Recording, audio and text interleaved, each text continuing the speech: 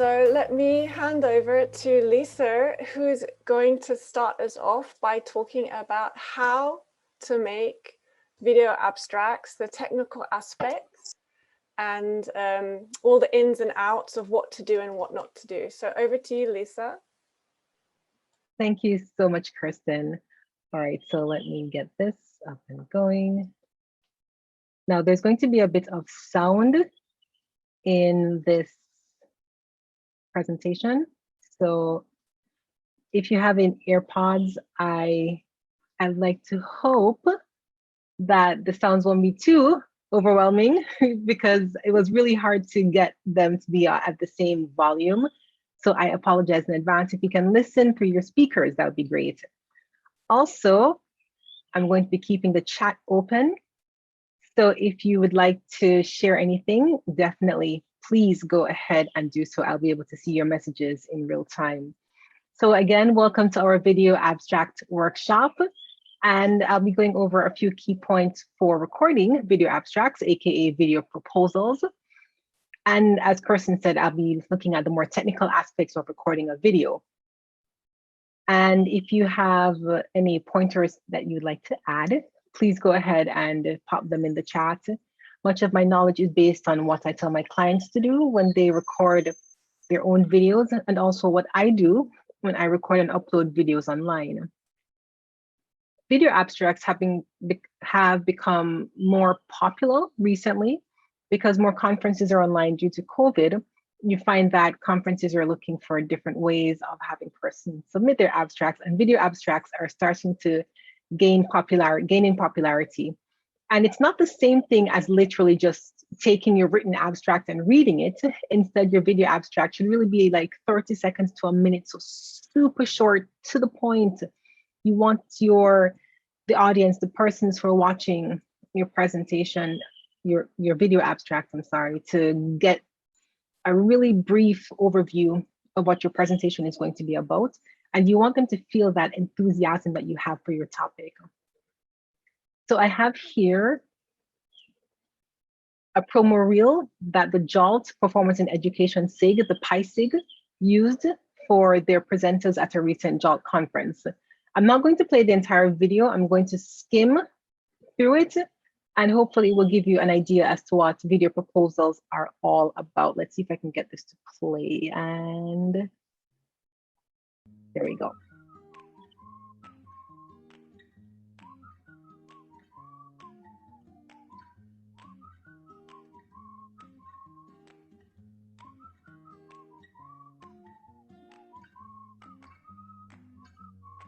Hello everyone, my name is Kirsten Razzaq, and I look forward to seeing you in my presentation titled Drama in the Time of Emergency Remote Teaching. In this presentation, we will explore how a drama-based course had to suddenly go online because of emergency remote teaching, which led to... I'm a member of the Performance in Education SIG. I'll be presenting at PAN SIG 2021 on the topic of presenting at PAN SIG 2021. I'm going to be speaking at です。ドラマを授業に導入する方法についてお話したいです。まず、I'll be one of the presenters in the PISIG forum presenting at PAN. My Patakucha will be based on reflecting on film projects that I've done with my students. Okay, so as you can see, there were video abstracts of varying kind. Some persons had Zoom recorded videos with their faces over their title slide, but most of them were just recorded and submitted as is. Nothing fancy is really required at all for your video abstracts. We just want you and your enthusiasm for your topic. Also, a side note, we'd really love to highlight your videos in our conference session promo reel as well. So please be sure to let us know if you're okay with that when you submit your video proposals. So when you're recording a video abstract, there are a few things that you'll need to bear in mind. So you'll need to think about the actual recording itself, the sounds around you, as well as your own audio, and you. And I just thought of something. Let me spotlight myself. Here we go. All right. And if you can, during my workshop, please take notes with the different tips. I try to put 3 tips per section. And if you follow those 3 tips, you'll be able to remember just what to do when you are recording your own videos. So we're going to start first by looking at recording our videos. So you can record your video abstract on a computer, on a smartphone, or a camera or camcorder. Any of the above is fine, so long as you're able to get it in digital form and be able to send it in with your abstract submission. Just be sure to do a dry run when you're recording. That means that you're going to record the actual abstract, then you're going to watch it and check for the length of the abstract. You're going to check for any problematic issues, something in your environment. Maybe you did something, you didn't realize that you were doing it at the time. And when I explain about the you part, you'll understand what I mean about you doing something that you don't realize. We have our tics, basically, that we're often unaware of until we see them in a video and we go, oh, wow, I actually didn't realize I do that. So do a dry run, watch it and check it. And then if it's okay, you can submit that. But if not, just record again and try to aim for that 30 to 60 seconds as much as possible. Now, if a person's recording on a smartphone, there is a very, very important thing to bear in mind. Please do not record your presentation in portrait or vertical mode. Instead, start your recording with your phone in landscape or horizontal mode. And as I said, start recording with your phone already in landscape or horizontal mode. So portrait recordings will fill your screen, but they don't look so good on a computer screen or in a video, right? But when you record in landscape, you'll create a video with an ideal orientation for screens. Hi, I'm Lisa M. Hunsberger, and in this presentation, I'll be speaking. Also, please beware. Ensure that you start your smartphone recording with your phone already in landscape. Sometimes what I see happening, right? Very good, Rhea. Yes, right. So start smartphone recordings in landscape. What I sometimes see happening, and you'll probably realize it after I've explained it, is persons will start in portrait, they'll start recording in portrait and then realize, oh no, I need to have this in landscape. And then they change the orientation while they're recording. They've already started recording, they'll change it to landscape. And so you think you're doing this, Hi. but in fact, you're actually doing this. Hi, I'm Lisa M. Hunsberger, and in this presentation. So if you already have it in portrait mode and then you twist it, it doesn't, for most phones, maybe some phones will change the orientation, but for most phones, you're going to get that sideways recording. And if you think about videos you've seen online, you've probably come across a few where it's in landscape, but you have to be turning your head to watch the videos because the person started recording in portrait and then changed the orientation to landscape. Oh, Jose, release your screen lock before you do any of this. Would you like to add? Turn on your mic, Jose. Oh, sorry. I turned on my phone, my camera too.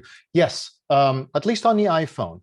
Before you do anything that Lisa just said, all of it very important, but your screen lock, I can show you right now if you want me to, but I think most people know what that means. Turn off your screen lock, then go to what Lisa is doing, because even if you do everything that Lisa is saying, some of my students, when they were doing videos like this, still gave me portrait mode videos. So release that screen lock first. It sounds like when you say screen lock, you mean they lock the orientation of the screen, correct? Yes. Okay. On an iPhone, you Yes. you flick up from the bottom, and it's the screen lock button on the left-hand side.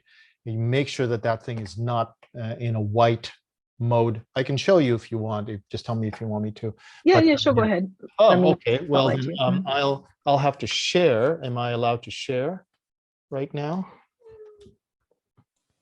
Lisa? Oh, would you like to share it? Okay, let me stop my share. Go ahead. Okay. Sorry to take over like this. Yeah, you should. No, this is an important point. Okay, so here's your regular phone. Swipe from the bottom. That's your screen lock right there. It looks like a lock with a rotating arrow around it.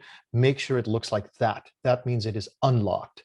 That means that when you come over here and you turn on your camera, if it's portrait mode, it'll automatically find that in the gyroscope. It is horizontal mode, it'll automatically find it in the gyroscope.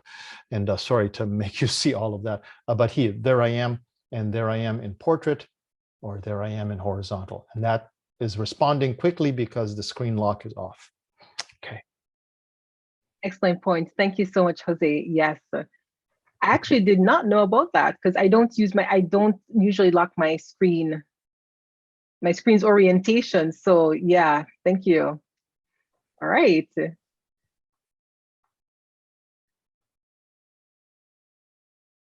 Oh, Rhea says she has a good video that is angled wrong and has to be trashed. Oh no, that is not good. I'm so sorry to hear that. Yes. All right, so let's continue. So for location, so where you are literally, you can, anywhere appropriate, indoors or outdoors is fine. Okay, so you don't have to be indoors when you're recording. You can record outdoors as well. Just ensure that you're not unwittingly recording someone else in your presentation. So if you're outdoors, there'll be people probably walking by. If someone has on a mask, it's probably okay, but if their face is showing, just be aware of that. And also ensure that your location, whether outside or inside, it's not too busy and not too loud, because then it will be very difficult for you to be heard over the noise that's happening. And yes, Rhea, every mistake is a chance to learn. Absolutely, absolutely. All right, lastly, for recording, please record in good light. For my complexion, natural light and daytime recordings are really great. If I record in the nighttime, I have to have really good lighting indoors. So please think about yourself. And when you take your photos or when you record videos, think about where you physically are and the lighting around you and how good you look in the lighting. So I'm going to play a video next. And I want you to watch the shadows on my face as I spin around. So the sun is setting here. And I'm just going to show you, I just wanted to show you how my face looks when I'm facing the setting sun versus when I have my back to the sun. So just watch the shadows on my face.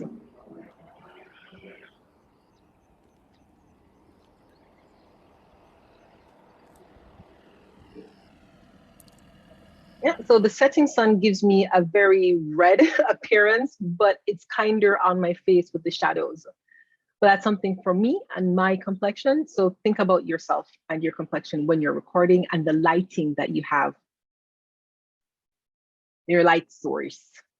Okay, so for recording, to recap, start your smartphone recordings in landscape and ensure that your screen lock is off.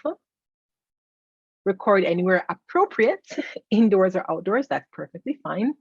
And record in good light. All right, so that's recording. Now let's switch to sound.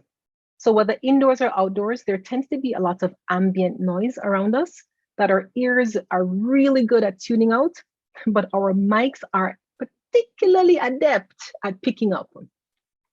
It could be the wind. It could be vehicles.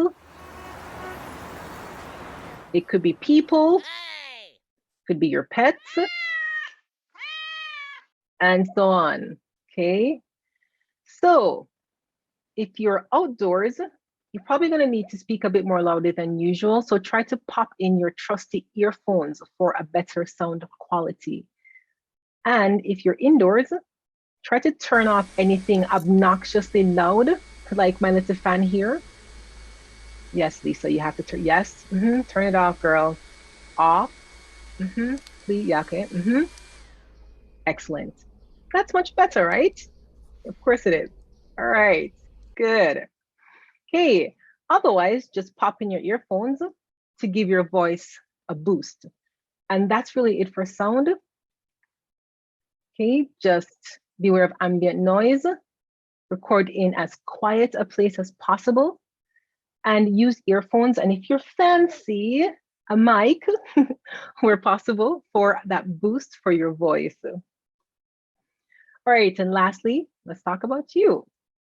So above and beyond all else, video abstracts are your time to shine. And remember to keep them at 30 to 60 seconds when recording, and just bear a few things in mind. Now, one of the things that I've seen for persons, and even for me, is that when we're nervous, especially for recording videos, the tension shows, it comes across sometimes, and we can see the tension in our faces. We can see ourselves, resorting to our little tics and things that we do to self-soothe, and just be aware of it, which is why a dry run is always so great, because then you can watch the dry run and see what you're doing and then correct it for the next time around.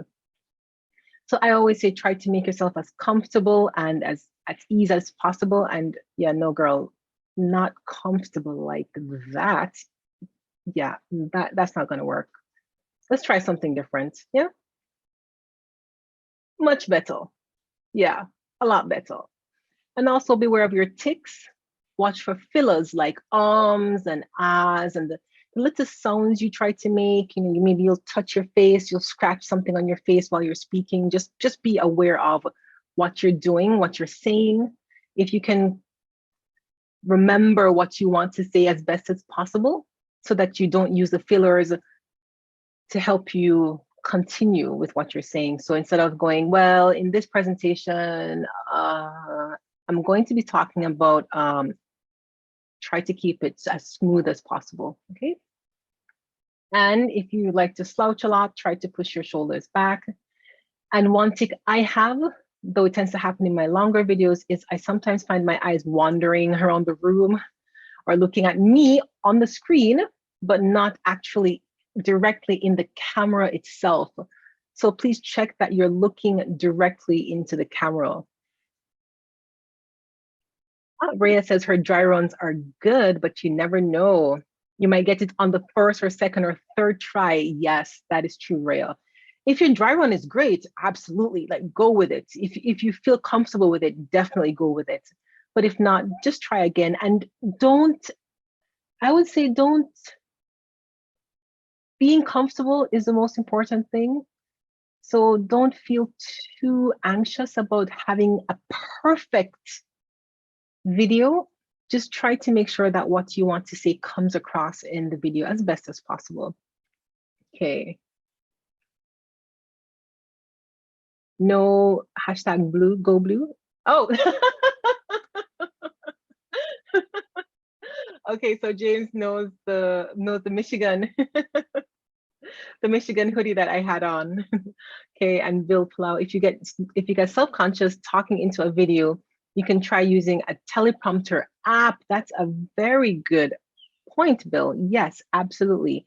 So for me, even now with this presentation, I actually have my notes that I have at the top, almost close to the camera, to where the camera for my iMac is.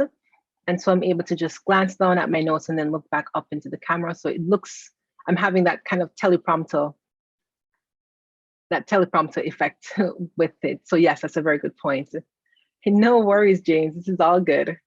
All right, so we're gonna take a look at what a very unenthusiastic presentation looks like with a lot of tics. Okay, so we want to see your enthusiasm come across on the screen. And in this video, I am just not that enthusiastic. Hi, I'm Lisa M. Hunsberger, and in this presentation, I'll be speaking about... Yeah, girl, that's just not gonna work. All right, I did not shine through on that. Look at the ending. Oh, girl, yeah. So we want to be enthusiastic about our topic. You don't have to be effervescent. Just be you, but show that you are happy about what you're going to be talking about. So for you, make yourself comfortable as best as you can. Make yourself feel at ease when you're recording your presentation. Be aware of your tics and check to make sure that you're looking directly into the camera lens when you're recording. And let your enthusiasm about your topic shine through. So now we're going to watch a beautiful example from our film festival chair, Ashley Ford, as to what your videos and your video abstracts could look like. Take it away, Ashley.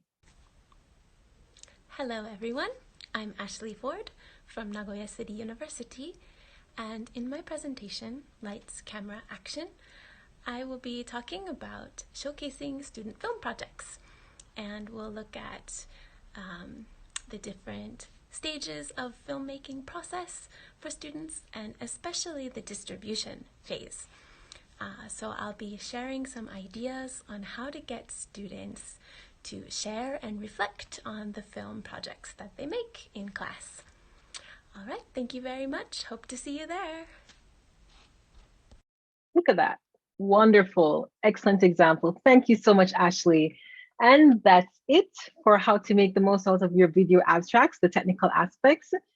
And yeah, Rhea says it was just over 30 seconds. So short, sweet, and neat. Yes, very well said. All right. So that's it from my half of our workshop for today. Thank you so much, Lisa. That was really, really informative. So now I think we're going to move on to the second half of the workshop. Firstly, are there any questions for Lisa?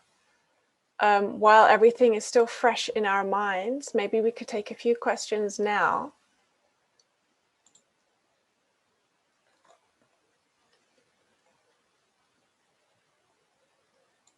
Okay, so I guess I'll go first. So what kind of things did you realize? Because you've made quite a few videos now, because you like to present, and yeah, you've been quite active making videos for various reasons. What kind of things did you notice that you did when you were like reviewing your videos? That's a very good question. The one where I look at myself on the screen, or where I'm looking around the room, especially if I'm thinking, so I'm trying to find the words, and that's natural. Our eyes do naturally look up, but I'll be saying something and I realize that I'm not even looking at the camera at all. I'm just looking up into the air. So just trying to remember to keep eye contact as much as possible is one of the things. And my first video I ever uploaded, a colleague of mine told me, yeah, I could tell you were nervous. And I was thinking to myself, but I didn't feel nervous. But it came across on the screen because she knows me in person and she knows what my personality is like. But when I was in the video, I was probably a little stiff. So I've been trying to work on not feeling nervous when I'm in front of the camera, but I still, to this day, I still do. Yeah, you're still nervous sometimes. Yeah. Yeah. I think it's the same for everyone, though. I don't think anyone really 100% gets rid of their like stage fright in a way. So what James is saying, recording and transfer of files between devices, especially if it's not iPhone, Mac, or otherwise. Yes. So the file format, I know that actually, I'm not sure if the conference site allows the .heic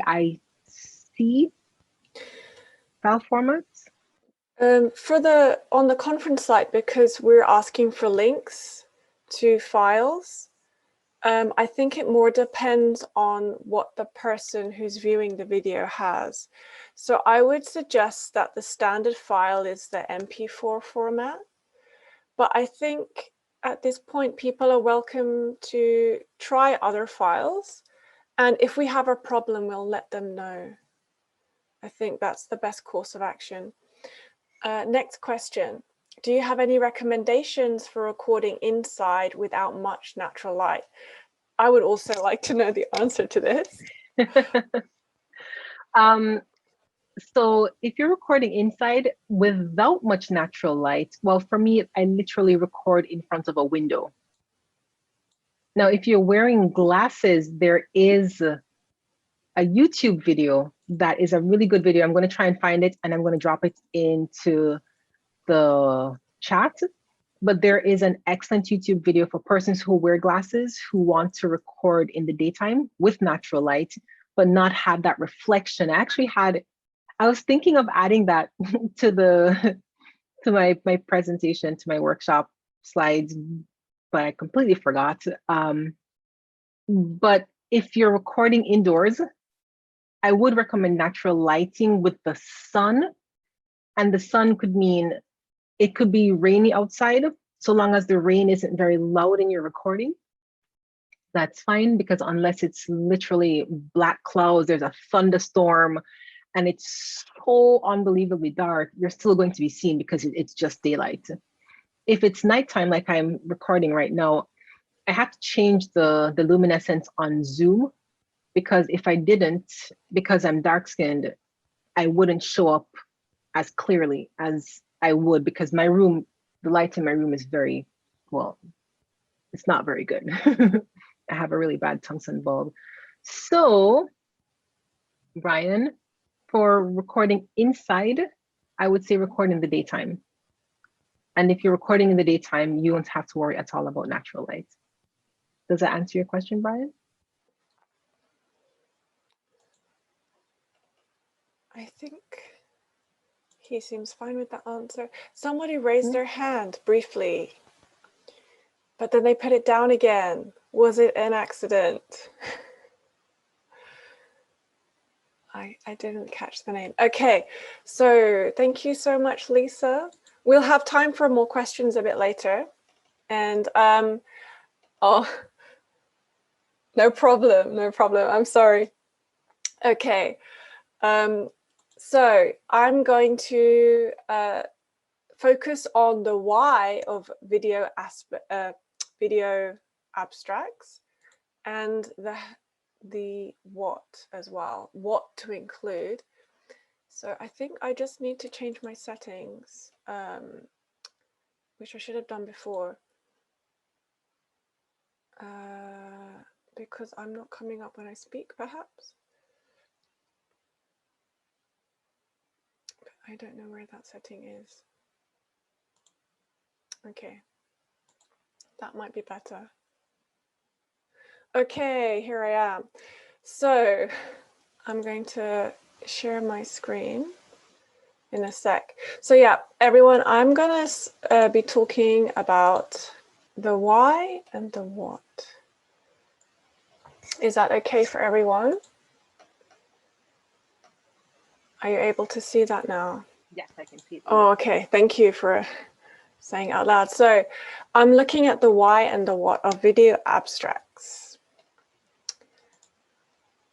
So firstly, I want to just talk a little bit about the why. And I just wanted to kind of remind us of the theme of this year's national conference, the regular proposals, the real to real. We're looking to kind of address what's been going on for the last couple of years. We've all been forced to teach in new ways, and we're still learning and still improving and still reflecting on the ways we've been teaching.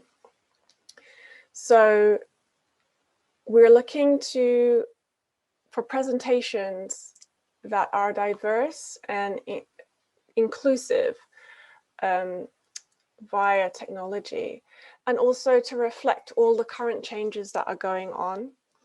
So we're also looking at the kind of problems and issues and opening up for discussion. What kind of solutions have people come up with so far? And it's not just for us as teachers, but it's also for our learners to accommodate their experiences as well. So there's both sides of the coin, the teachers and the students. So this abstract is from our conference site. And yeah, the reel is the national conference stream, where the reel, REEL, is the film festival stream. So we're looking at presentations by teachers on how to connect with their students in diverse and inclusive ways, and looking at how the teaching landscape has changed over the last year. So we really encourage you to share your thoughts and ideas on how to reach students in this new reality using creativity, gamification, and of course other means. So let's help each other to navigate a new normal. So we are living in a changing and digitally connective world. And before we decided to do this presentation, we decided to check out some of the research, and our Busan chapter president, she uncovered a lot of really useful information, Annika. So she looked at the research, what the research was saying. Why have video abstracts come about recently within the last 10, 15 years? And why are they being adopted in certain areas and not in other areas? So the reason they're really good is they're an efficient delivery of information. We perceive visual clues way better than verbal ones. And another reason is a retention. When we show and tell, the retention of information is a lot higher. It also increases awareness of your work, so it increases the reach and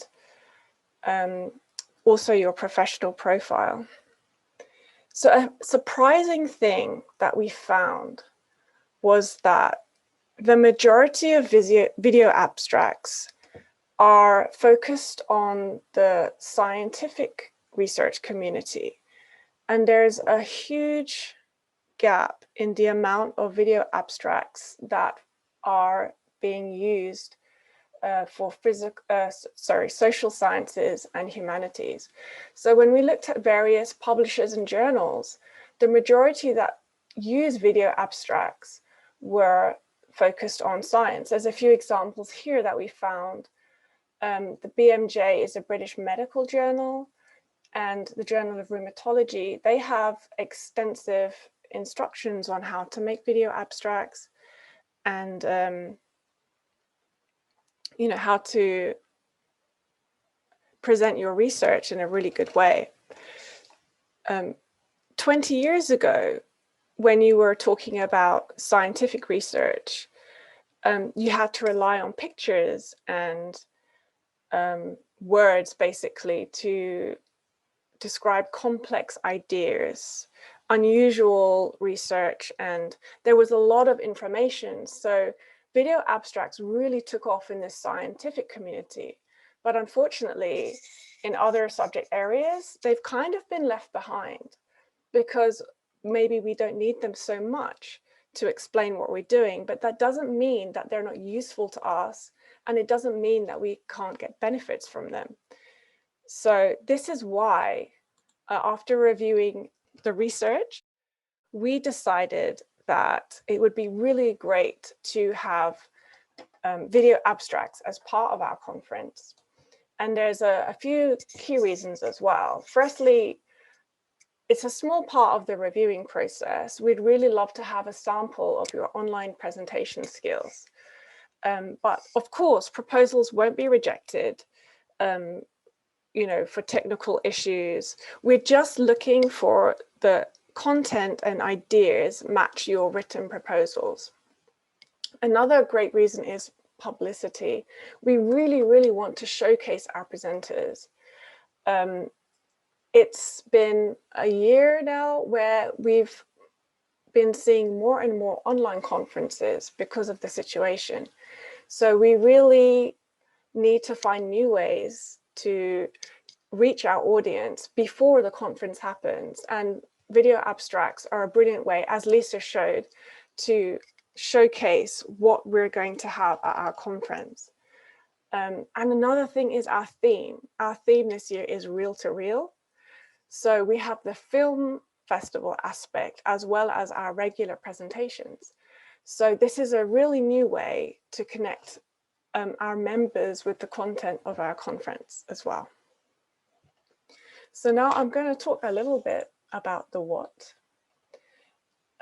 So in your abstract, video abstract, just briefly introduce yourself, introduce your presentation topic and its relevance to your area, your special area. You can describe what you will do or show your audience during your presentation or workshop. And just explain what the attendees will gain or take away. So it's really that simple. If you cover these 4 points, you're golden. Lisa touched as well a bit on using prompts or a script. I have named one style as PPT style, and this is when I record using maybe PPT slides. And in that style, it might be more useful to use a script, like a word-for-word script. But what we'd really like to see is your face, of course. We'd like to see you. So I call this selfie style, and it can be easier for some people to just use a list of pointers of what they want to talk about and just let it flow more naturally. But as Lisa said, it's really a good idea to have a dry run, like a practice video. So now I'm going to show you the how you submit your video abstract. So it's a 3-step process, and it's really quite simple. Firstly, you drop your video into your Google Drive. So probably, most likely an MP4 file, although there may be other file types that you use. Second is you make the link shareable. So you link your file, make it viewable by other people, and then you get that link and you copy and paste it into notes. So I'm going to show you now how to do that.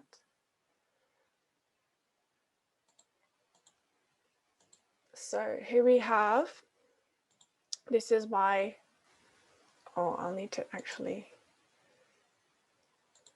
stop sharing, and I'll need to share the other screen. Here we go. This is my Google Drive.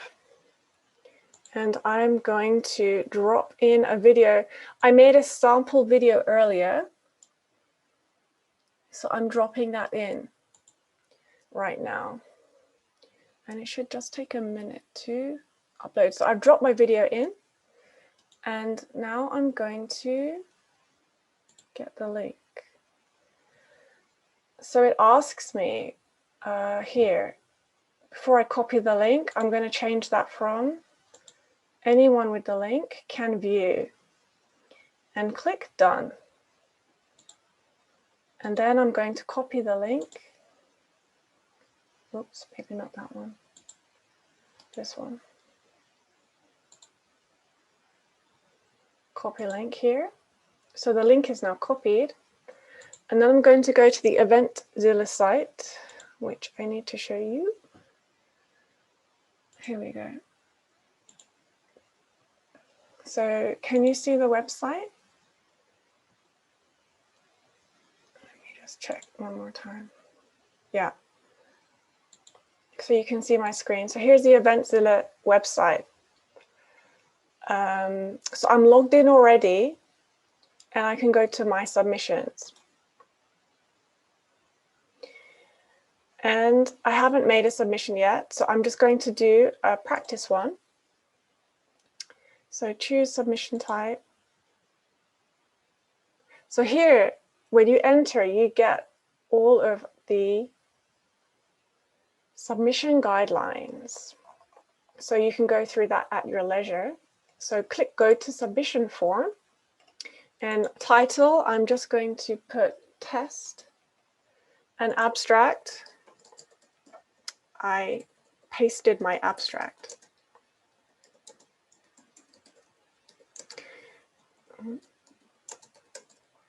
And then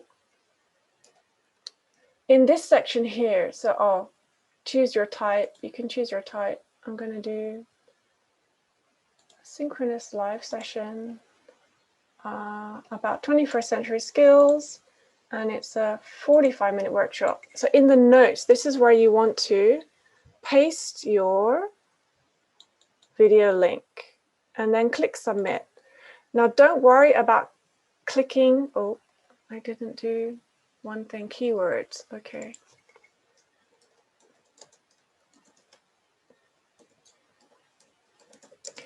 So don't worry about clicking submit now, because they won't go through until the deadline. So if you go back to your submissions, you can make submission. Oh, hang on, your submissions. Yeah, so it's still here, my submission, and I can edit it at any time until the deadline. It says you can edit until any deadlines as published by the organizers. So you're golden.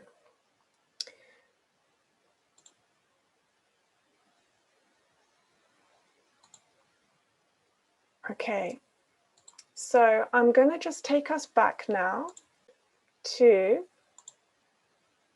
my presentation and just finish a couple more points, and then I'll take some questions. So we've done this. So you've pasted your link into the notes section now. So just to let you know, our site is Eventzilla, but in the coming week or two, it is going to be updated to Edzilla. So the front page will change, but the inside page, which I just showed you, is not going to change at all. So what you see now is this, and you'll see it for hopefully the next week. But after that, what you'll see will be something more similar to this. So the menus are still in the top left-hand corner. You still have your global home. You'll still have all your information on this side, and it will be obviously our events, but the format will be more similar to this. So here are some of the references for some of the research, and I'm going to stop sharing now. So I hope that was a clear enough a walkthrough for you. Are there any questions? I saw there was a lot going on in the chat. How rare. This seems almost how backwards from how it should be. We would expect communications professionals to lead trends in communications. I absolutely agree with that. Thought just happened during the examples that Lisa showed. A helpful bonus is that we can hear people introduce themselves and the correct pronunciation of their names. That is very, very true. Ah, yes. Yeah, and submissions can be updated until the deadline. The deadline is a week from now, next Friday. So yeah, I'd like to open up again. Are there any more questions? Oh, thanks, James. I have a question. Yeah. Maybe we have 10 minutes left of our time. Did you have a plan for the finish? You saw the video that I dropped in to my submission. Mm-hmm. It was my dry run. I thought maybe I could play it and we could just talk about what's wrong with it. Okay. Not that it's terrible. It's just that it could be better. Well, I think it's really good to show that we don't have to be perfect. Yeah. We just go from the starting point, you know, and to just try to be confident with what you have and like follow the guidelines as best you can. Yeah. And like they said, if there's anything major that needs to be changed, you'll have a chance to fix those things later. Yeah. we really believe in this process. So we appreciate everyone coming to hear about it. Yeah, I think an example would be fantastic. Great. Okay, I will try and play that then. I think if I go back to here. So Lisa, I'm very sorry. I completely mispronounced your last name. And what did you say? When you recorded it? Yeah, when I was recording it. And as I said it, I was like, what am I doing? But then I thought I would just leave it in because it just shows that, you know, on your Dryrun, you really, unless you've prepared, it really might not be great. Can everyone see the video? Yes. So I recorded this in Zoom. I came into the meeting about an hour and a half early and I recorded it through Zoom because of my apartment setup. I wasn't confident I could do it on my mobile. And so the quality is not great. I know that. And it's about a minute. Wow, I didn't realize it was that long, but we'll have a look now. Please feel free to comment with things you would like to improve about this. This is a sample video abstract for our video abstract workshop. So in today's workshop, Lisa Hunsberger is going to be talking about how to make your video, covering things such as lighting, sound, location, shot composition, clip length, and the best way to record yourself. I'm going to be talking about the content of the video, what should be included in your video abstracts, how to arrange your content, and also where to upload the video. So we hope that after this workshop, you'll have all the tools you need to make your video abstracts. Okay. Kirsten, I didn't hear a strange pronunciation of my name. What did you say? Hunsberger. Oh, Huns. Okay. That is okay. Okay. Yeah, Rhea, James made the best point about names. Even when you know someone's name, you can still make a mistake. Can I make a comment that I was thinking about when we were watching? So I thought, and I do similar videos with my students, and I think this is one of the reasons that having two options, one that is more free-flowing with some points, and then one that is more scripted, is good for various people. I generally think that having talking points gives you a chance to engage more and look more natural and have better eye contact. When my students do presentations and they're reading, they tend to be looking down like this, and I feel like it cuts the connection a little bit. I think in the comments, someone mentioned that you could consider getting a teleprompter. That could be an option. But at the same time, we want this conference to be open to many kinds of people from different experiences and levels of English.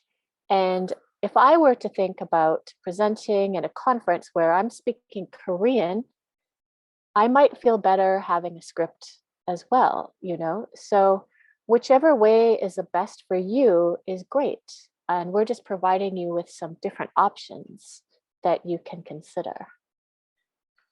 But thank you, Kirsten. I think that seeing a sample is really helpful. So that was good. Thank you. I'm glad you enjoyed it. Any further questions? We still have a few minutes on the clock. One thing I noticed in the video I made, Lisa and I had a discussion, I think it was last week, and you were talking about when you open your mouth to speak, you make a noise. And I wore headphones while making that video, and it was the first time that I noticed I did that too in that video, and I was like, wow, it's actually like a thing that I do too. So when you have your mouth closed and you open it if you've got the mic close to your mouth, there's like a sound. And as I made that video, I did it 2 or 3 times, and I was like, I played it back earlier, and I was like, wow, okay. So yeah, that's another thing you can consider as well, like the kind of microphone you're using, how close it is to your mouth. Yes, that's a very good point, Kirsten. There's some comments in the chat, but I'm going to just drop in the videos I promised for lighting. These are from a photographer, and she made these videos about Zoom, but they're good for lighting in general and for persons who are wearing glasses. And she shows what you can do with natural lighting as well as with artificial lighting. So if you want to take a look, those are the videos. Thank you for that, Lisa. That's really useful. I'm going to save those links. James put his hand up. I think he has a question. Is that right, James? Yeah, it's kind of almost more of a challenge. And I'm curious because there's so many students in the audience today. And usually you students just watch and don't participate. So you don't have to say anything. You can still be a little bit reserved and conservative, but would you consider making a submission, a presentation? Not for this conference, you don't have to, but I'm saying, does this idea make you want to participate in conferences like this a little bit more? So either as a film festival submission and the creativity there, or to talk about your education and make a presentation, would you consider that? So just a challenge to the students there for a moment.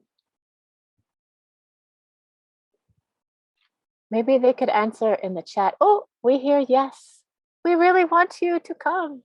So I'm happy to see some yeses. Wow. It's open to you for sure. Yes, please do. You've seen the poster, and please do come and just even have a look. We should drop the link in the chat. One of the inner dialogues that I was having about as listening to the whole presentation and the mention of how video abstracts had been more in the sciences as opposed to humanities and social sciences. And I'm curious about the schools of education everywhere and how what kind of track of learning. There's going to be a whole probably semester worth, at least, if not more, about how to do online teaching, where you had to prepare lessons just for regular lesson student teaching and that preparation before. I think submitting online video lessons is going to be just a whole requirement in any of those schools of education. So thanks for that, James. That's really interesting. Greg, I have it on good authority that your teacher needs to be a KOTESOL member. That is it true, Rhea? I was going to say that is not true, but is it true? Okay. Yeah, it's easily remedied by about 50,000 won. So, you know, you can solve that problem.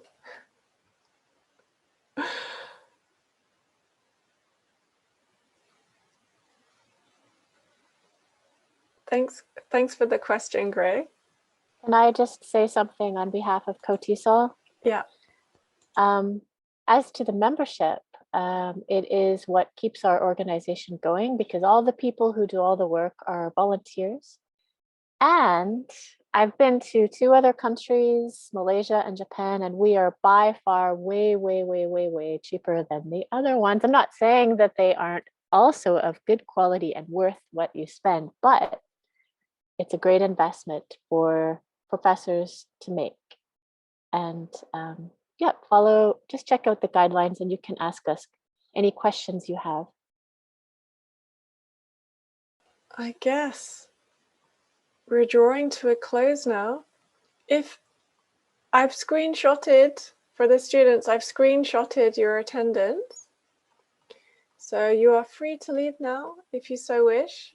Wait, before we go. Oh, before you go? Sorry. I'm just talking to the students. I know, and I have something. I think because these ladies did such a great job, could we unmute our mics and give them a round of applause if you're in a place there where it's possible? So I'd really like to thank Lisa and Kirsten for providing this very professional, clear explanation of part of the conference.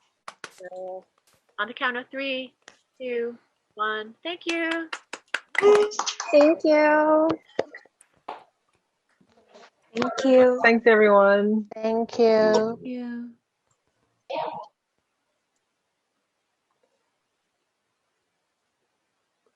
Thank you. It was a pleasure. Thank you Thanks to so much, Lisa everyone. for being our amazing technical expert and bringing her energy and always being there to answer my questions at any time of the day. Right back at you. Yeah. My absolute pleasure, Kirsten. Yeah. So if anyone wants to stay for a bit longer, and if you've got questions, please do.